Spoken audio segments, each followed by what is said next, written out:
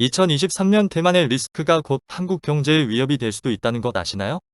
기술 혁신으로 경제 발전을 이룩한 한국과 대만은 세계 시장에서 동일한 라인에서 달리는 선수들입니다.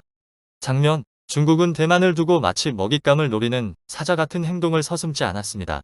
미국 펠로시 하원 의장이 대만을 방문했을 당시 중국은 대만 주변에서 일주일간 군사훈련을 벌이며 대만을 봉쇄할 수도 있음을 암시하는 힘을 과시했습니다. 이후 중국은 대만 해협 주변에 군대를 주둔시켰습니다. 중국은 언제든 기회가 된다면 홍콩처럼 대만을 하나의 중국으로 흡수하기 위해 발톱을 세우고 있습니다. 하지만 대만은 녹록지 않은 상대입니다. 대만은 거대 군사 국가나 다름없는 중국의 압력에 어떻게 대응해 나갈까요? 우선 대만은 미국의 아시아로의 귀환 노선의 하나인 미일 군사동맹을 환영하며 언제든 이 노선에 합류할 태세입니다.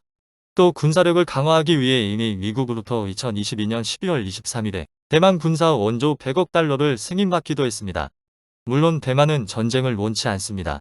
이것은 2022년 지방선거에서 중국과 원만한 관계를 원하는 국민당이 다수당을 차지한 것만 보아도 알 수 있습니다.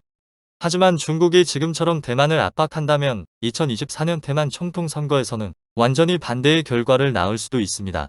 한편 2022년 G20 정상회담에서 미국 바이든 대통령은 시진핑에게 강대국 간의 안정적인 관계 유지에 대해 제안했습니다. 하지만 이 안정적 관계 유지를 위한 핵심적 전제 조건은 대만에서의 평화입니다. 이러한 가운데 대만은 군사력을 뛰어넘는 회심의 카드를 가지고 있습니다. 바로 세계 최고의 반도체 위탁 생산 기업 TSMC입니다. 파운드리 시장 세계 1위인 TSMC는 2위인 한국의 삼성전자와 경쟁하는 업체로 전 세계의 반도체를 공급합니다. 중국의 대만 침공을 우려하는 국가들은 대만 침공이 문제가 아니라 TSMC 반도체 공급 차질이 더 문제라고 할 정도의 막강한 파워가 있습니다.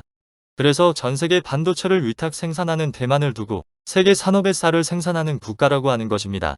때문에 대만은 국가의 생존을 위해 앞으로 더욱더 반도체 기술 혁신에 사활을 걸 것입니다.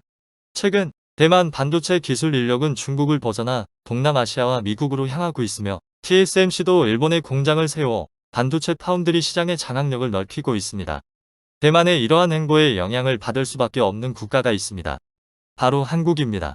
삼성전자는 그동안 디램을 중심으로 한 메모리를 생산했습니다. 그러나 최근 세계 경기에 민감한 메모리를 생산하는 대신 파운드리 같은 수주용 매출 비중을 늘려가고 있습니다. 삼성전자는 최근 파운드리 팹을 건설하고 3나노 공정에 돌입했습니다. 대만이 중국의 압박에 맞서기 위해 반도체 기술 개발 및 세계 시장 점유에 몰입하게 된다면 우리나라 반도체 산업을 이끄는 삼성전자는 이들의 게임 속에 끌려 들어갈 수밖에 없을 것입니다. 때문에 대만의 리스크는 곧 한국 경제의 이슈가 될 수밖에 없습니다.